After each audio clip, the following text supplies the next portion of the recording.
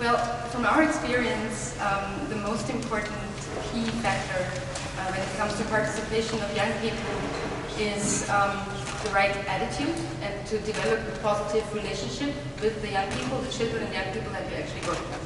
Without the positive relationship, nothing's going to change for the good.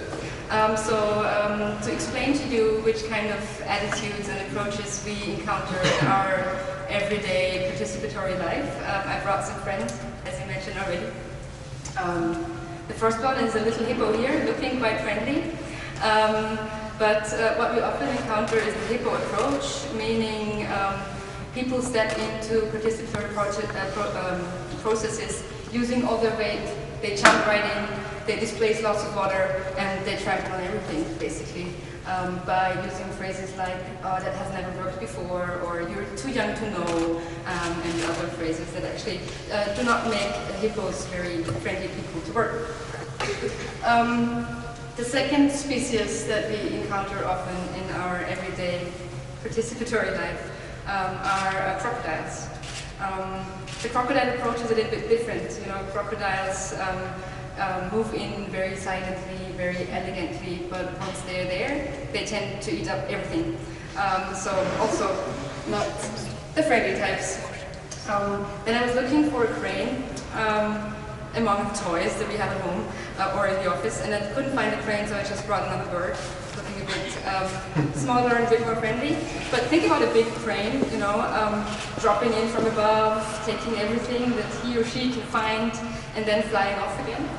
So also those cranes, they tend to not to be very grounded, they always keep their head up high, and are also not the types of people that are very helpful when it comes to successful youth participation in everyday life.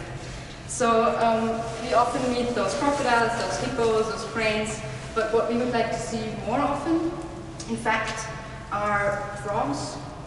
This one especially has very big eyes, I think a very vital prerequisite for successful participation, because what young people want is big eyes, looking at what's actually going on, and big ears, listening to what they have to say, rather than big mouths, because they have a young also, but also older people talking to them about what is good and bad, what they should do, what they shouldn't all the time. So we should rather focus on the big ears and the big eyes, and focus on the friendly frogs hopping in and out. And we think in the National Youth Council that those frogs actually would have prince or princess potential.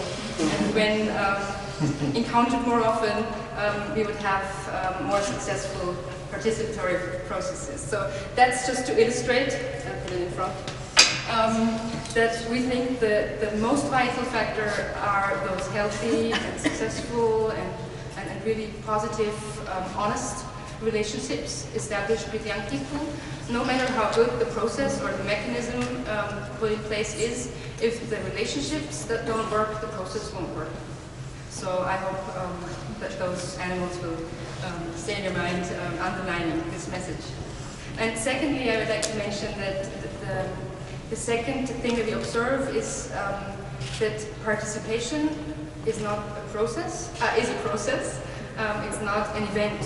Very often it's considered an event. We should do something for young people to participate, and then it's done and it's over. But that shouldn't be the case. What we are looking for would be learning organizations, inclusive organizations that actually really do include the approach in their everyday life.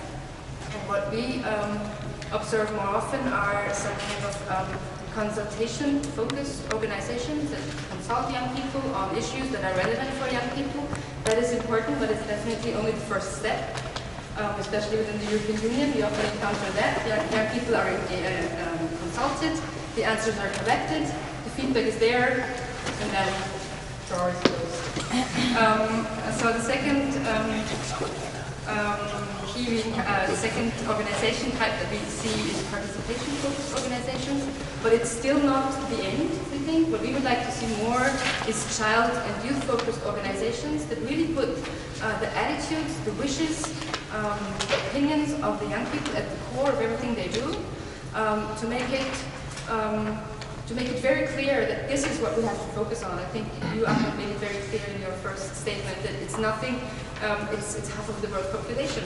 It's it's the world cannot close its eyes, and we also agree that, or what we see in our work is that young people are willing to and are able to take the ownership of their lives, and if they encounter organizations that actually are willing to embody this kind of attitude, life would be much easier. This is